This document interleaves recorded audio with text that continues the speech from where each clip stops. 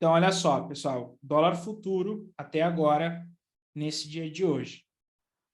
A gente teve a abertura do dólar dentro de uma localização que a gente chama de zona de armadilha, tá?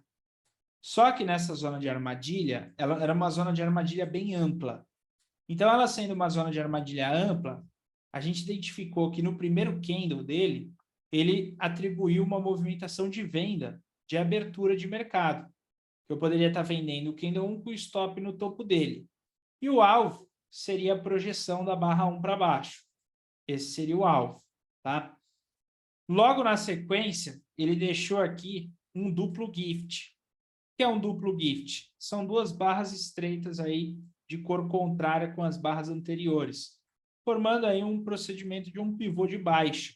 E aí você poderia estar marcando aqui esse movimento do fundo do candle 3 por uma movimentação de venda. E teria os seus alvos aqui para baixo. Entre um deles, um alvo seria o próprio ponto do ajuste, tá? Ele não conseguiu cumprir um alvo a partir do rompimento aqui desse candle número 3. Mas do candle 1, a gente conseguiu bater um alvo para ele. Esse foi um primeiro movimento. Logo depois, nessa movimentação, tá? Nós tivemos aí, nesse contexto, ele promovendo um movimento de volta em V. E aí ele trouxe desse movimento aqui, o Lucas estava junto com vocês, uma volta em V da movimentação anterior. Esse foi um contexto. Então, ele deixou até aí 3 movimentações de entrada. Ele só não deixou trades mandatórios. O trade mais próximo de um trade mandatório que nós observamos desse gráfico seria esse padrão da volta em V, porque a abertura não chega a ser mandatório. Pivô de primeiro movimento mandatório tem que ter máxima e mínima maior que no anterior. Esse daqui, se a gente observar, tá? Ele teve, ó, máxima, mínima anterior. Então, aqui ele teve uma movimentação para um pivô. Do restante, a gente não teve, tá? Então, dessa movimentação. E aí, depois, a gente seguiu acompanhando ele até que ele deixou aqui o rompimento da média móvel de 200 períodos, que alinhou aqui nesse rompimento. Ele rompeu a 200, pivô no rompimento da média móvel de 200, alinhado com a média móvel de 20. É o que a gente fala da zona de armadilha com saída, que ela deixa num formato meio power breakout. Tá?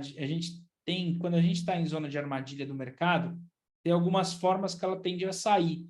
E uma das formas que ela tende a sair é quando ela está alinhada com a média móvel de 20, e aí a gente sai sobre a zona de armadilha, que foi esse trade que a gente tentou pegar no dólar aí, tá? Esse foi o trade. Então, ele tinha o seu stop abaixo do seu pullback, ok? Nessa saída dessa armadilha. Infelizmente, ele acabou sendo estopado.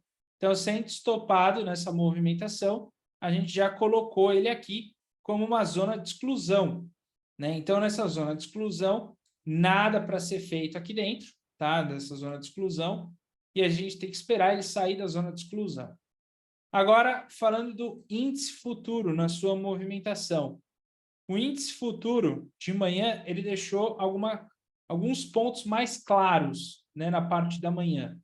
Entre o seu primeiro ponto mais claro que ele deixou na abertura, ele abriu na zona de armadilha, mas ele abriu bem na localização da média móvel de 200 períodos, que é aquele contexto de uma zona de armadilha mais larga. Nessa zona de armadilha mais larga, a tendência é ele encontrar a outra média quando ele abre nesse sentido. Tá? Então, ele ofereceu aqui um trade de abertura, aonde eu teria que pegar a primeira barra, o primeiro candlestick e projetar esse primeiro candlestick para cima. Projetando, ele teria os seus alvos que ele foi batido ali nessa movimentação. Além desse movimento da abertura, ele deixou um pullback de uma única barra de cor invertida, mas que não teve máxima e mínima menor que o candle anterior, que foi o candle 3, sendo aqui um caráter opcional para ir até o segundo alvo do Fibonacci. Esse até então foi o trade aí que a gente viu dentro do índice. Até que ele deixou uma volta em V mandatória, que foi aqui, tá? Essa volta em V, ela é sim de caráter mandatório. Ela tem o teu stop aqui no pullback o alvo, o gatilho no candle 4 e o alvo projetado para baixo, onde ela conseguiu bater até o segundo alvo de FIBO, ou até além, né, o terceiro alvo, e depois ela acabou voltando tudo aqui, daria para você proteger tranquilamente. E aí, depois disso, o índice futuro trouxe essa volatilidade aqui dele, não chegou a abrir aqui um pullback muito bem definido, até mesmo porque aqui, pessoal, você tem que reparar que tem bastante sombra superior. Se ele tem bastante sombra superior, não faça esse tipo de pivô. Até que ele deixou, de certa forma, espremendo ele aqui, tá? Esse rompimento para cima poderia servir para um trade. Apesar de que o alinhamento com suas médias não está 100%, mas eu pegaria o fundo do 37 com o topo do candle 33 para a definição de alvos aqui, se alguém acabou operando dentro dele. Se não, a operação que a gente aguardaria aqui de forma mandatória seria pegar esse topo, pegar esse fundo e esperar sair desse range, ó. Que ele tem um range aqui, ó, que não está ainda definido. Inclusive, com essa barra de cauda superior, ele poderia oferecer, por exemplo, uma venda, tá? Só que é melhor você não fazer essa venda, porque agora a média móvel de 20 ela apontou muito forte para cima. E apontada muito forte para cima, a chance de falha dela é muito grande. Então, é melhor não fazer esse tipo de contexto agora, tá? Então, se você observar aí na movimentação, tanto o índice quanto o dólar, de manhã, tá? Eles foram super bem. O dólar é um pouco mais difícil, mas o índice aqui, ele foi bem daqui, ele foi bem daqui, tá? E ele foi bem aqui num contexto de volta em V.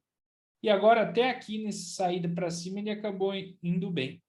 O dólar futuro de manhã, ele foi bem na hora que ele abriu ele lá, deixando um pivô de baixa. Deixando um pivô de baixa, não, deixando uma abertura do seu primeiro candlestick com top inteiro. Depois, ele já não foi tão bem, deixaria um stop para cá, e agora ele deixou um outro stop que foi aqui, tá? Poderia esperar por mais trades no período da tarde? Sim, dá para esperar por mais trades no período da tarde. Eu só tenho que avaliar essa questão do volume, tá, pessoal? O volume na nossa bolsa está um pouco reduzido, mas olhar essa questão de volume e esperar por alguns eventos. Entre um evento aqui que eu posso esperar é o Power Breakout, é o breakout desse contexto aqui, ele está em formação de breakout.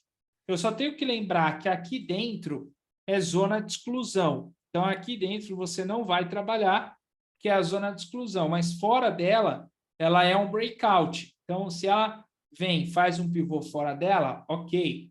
Se ela volta para cima, faz um pivô fora dela, ok você trabalhar. Dentro dela, tem que evitar de se trabalhar. E aí, lembrar dos pontos dos gatilhos, né? São os pontos mais importantes aí para dentro do mercado, tá? E o índice futuro, por sua vez, a gente tem, então, a grande possibilidade dele montar ainda mais um pivô de alta ali para cima, ou voltar para a média móvel de 20, mas eu não faria esse trade porque parece que as médias estão querendo abrir agora. Então, ela está ganhando força para o lado positivo.